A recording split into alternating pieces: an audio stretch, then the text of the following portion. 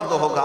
یہی جسم جو کیڑوں کی غذا بن گیا، کفن ختم ہو گیا، ہمارے جسم میں پیٹ کا گودا باہر آ گیا، آنکھوں سے کانوں سے ساری چیزیں لیکویڈ ختم کر دی گئی، بھیجا کانوں سے بہہ کر کے نکل آیا، بچا کیا ہمارے پاس؟ جس جسم کو ہم سجاتے رہے، سنوارتے رہے، اس پر ہزاروں پیسے بہاتے رہے، یہ جسم 40 دن کے اندر کیڑوں کی غذا بن گیا، سب ختم ہو گیا.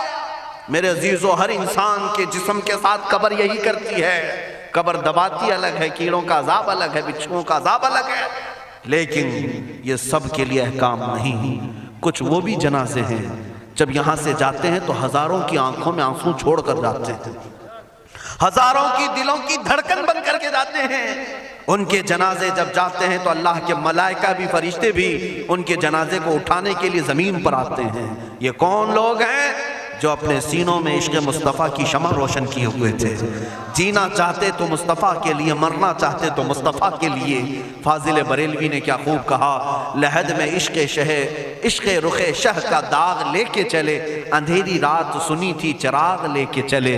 جب قبر میں جاتا ہے ایک عاشق رسول، اسے رکھا جاتا ہے، کفن اس کا بھی ہے، جسم اس کا بھی ہے، لیکن فرشتوں سے بھی کہا جاتا ہے اسے آہستہ سے جگانا، محمد عربی کا غلام ہے، رسول پاک کا وفادار ہے.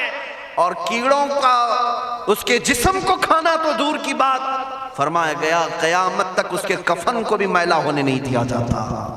نہ تمہاری آنکھ سے، نہ تمہارے ناک سے، نہ تمہارے چہرے سے کوئی گودا باہر آتا ہے، کچھ نہیں میرے عزیزو. جسم تر و تازہ سلامت رکھا جاتا ہے.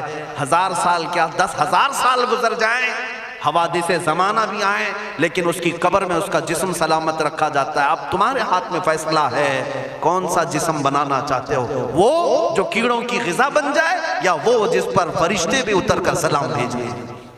میں نے خود میرے مرشد گرامی کے جنازے میں حاضری تھی. حضور تاج الشریعہ بدر الطریقہ رحمت اللہ تعالی علیہ، جس مرد قلندر نے اپنی پوری زندگی عشق مصطفیٰ میں گزاری.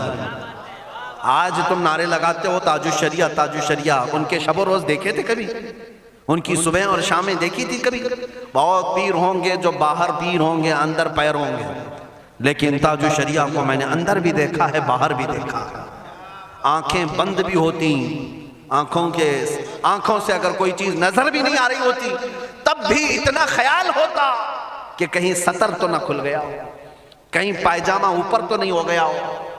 سونے کے حالت کی بات کر رہا ہوں، کوئی نہ ہو تب بھی یہ خیال باقی رہتا. کون سا ایسا دن گزرتا جب وہ دلائل الخیرات نہیں پڑھ رہے ہوتے، قصیدہ بردہ شریف نہ پڑھ رہے ہوتے، ہزاروں سفر کی مصروفیات کے باوجود